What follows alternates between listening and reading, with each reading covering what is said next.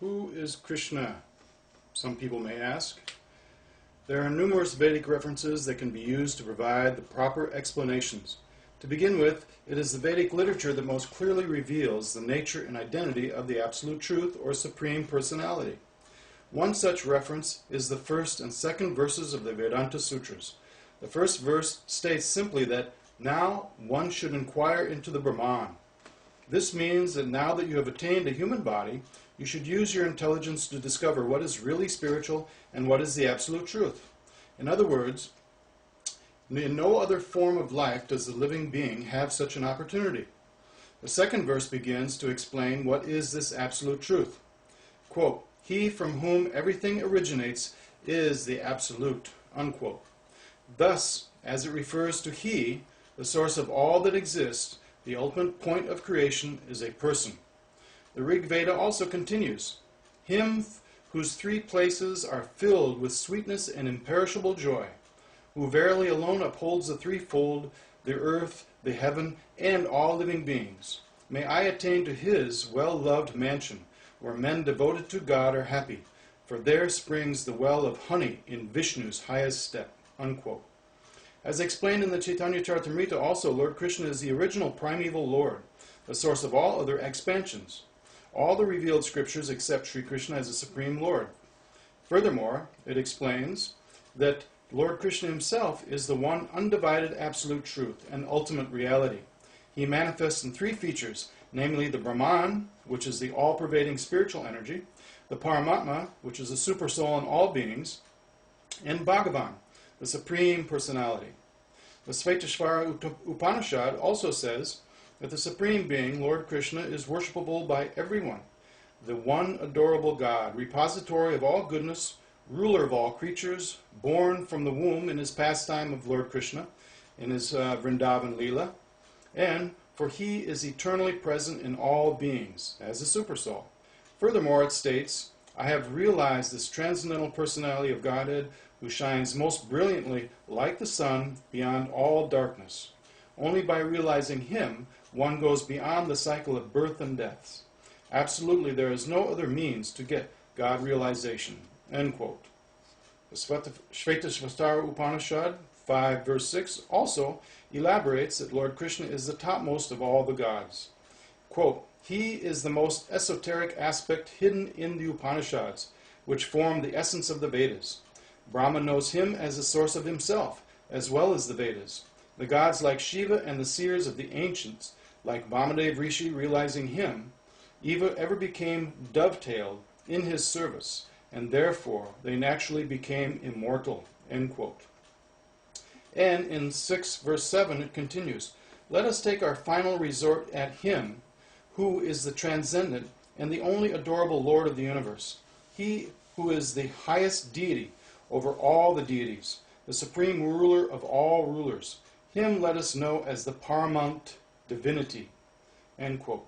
The Gopal Tapani Upanishad, which is about Gopal or Krishna, is quite clear on this point and naturally has numerous verses that explain the nature of the absolute truth and Lord Krishna. A few of such verses include the following. Quote, "Brahma, with his full awareness, emphatically said, 'Sri Krishna is the supreme divinity. He who meditates on Sri Krishna serves him with unalloyed devotion, and, rendering service to him, all of them become immortal and attain the perfection of life. Sri Krishna is that supreme divinity as the paramount eternal reality among all other sentient beings and the fountain source of consciousness to all conscious beings.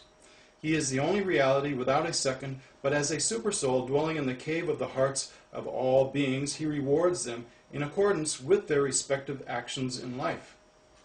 Those men of intuitive wisdom who serve him with loving devotion surely attain the highest perfection of life, whereas those who do not do so never gain this highest beatitude of their lives.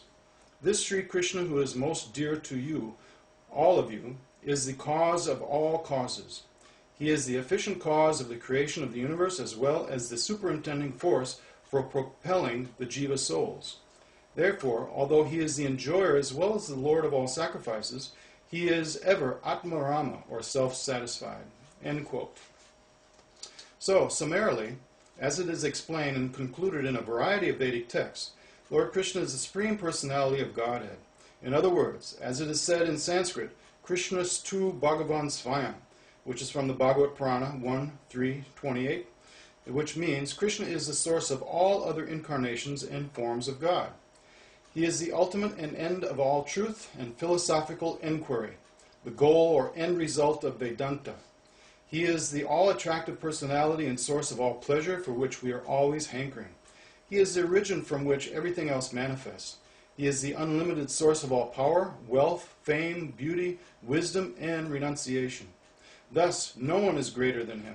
Since Krishna is the source of all living beings, he is also considered the Supreme Father and source of all worlds. He is shown with a blue or blackish complexion. This complexion represents absolute pure consciousness, which is also unconditional love. Krishna is the embodiment of love, or the God of love. He is also Satchidananda Vigraha, which means the form of eternal knowledge and bliss, for which we are all seeking. The reason why the Lord is called Krishna is explained in a book known as the Sri Chaitanya Upanishad, which is connected with the Atharva Veda. In verse 12 it is explained, these three names of the Supreme Lord, which is Hari, Krishna, and Rama, may be explained in the following way. Hari means he who unties the knot of material desire in the hearts of the living entities. 2. Krishna is divided into two syllables, which is Krish and Na. Krish means he who attracts the minds of all living entities, and Na means the supreme transcendental pleasure. These two syllables combine to become the name Krishna, or the greatest pleasure. And 3, Rama means he who delights all living entities, and it also means he who is full of transcendental bliss. The Maha Mantra, or the Hare Krishna mantra, consists of the repetition of these names of the Supreme Lord. End quote. In this way, Krishna's names represent his character and qualities, which, in this case, means the greatest and all-attractive transcendental pleasure. So as we further our investigation of the identity of Sri Krishna in the Vedic literature, we find that they are full of descriptions of Lord Krishna as the Supreme Being. These actually can help us understand the nature of God, regardless of which religion we may affiliate ourselves with.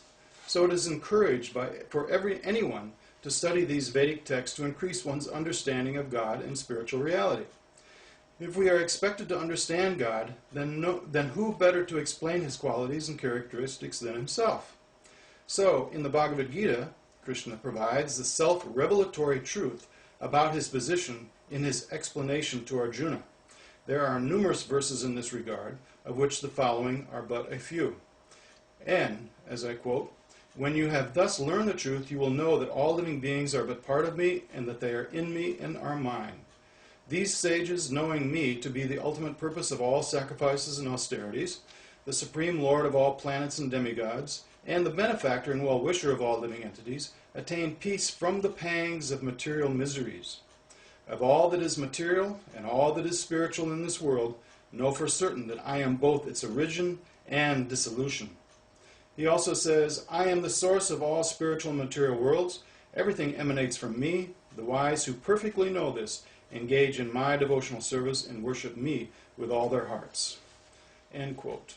So, from the small amount of Vedic evidence that is supplied herein, it is clear that Lord Krishna's name, form, pastimes, etc. exist eternally in the spiritual dimension and are never affected by even a tinge of the material energy. Thus he can appear as often and whenever he likes as he is, or in any form he chooses within this material manifestation. He is completely and totally spiritual, for he is the absolute truth. As the Vedanta Sutras explain, the absolute truth is he from whom all else manifests. Thus the absolute truth is the ultimate person known as Sri Krishna. So I hope you've been able to benefit a little bit from this brief explanation and enjoy some of the pictures here of Krishna's various pastimes of Vrindavan, the land of Krishna where he took birth. And for those that want more information on this, you can find much more information and knowledge about Krishna and the Vedic knowledge, spiritual knowledge, on my website at www.stephen-knapp.com. Thank you very much. Hope to see you again.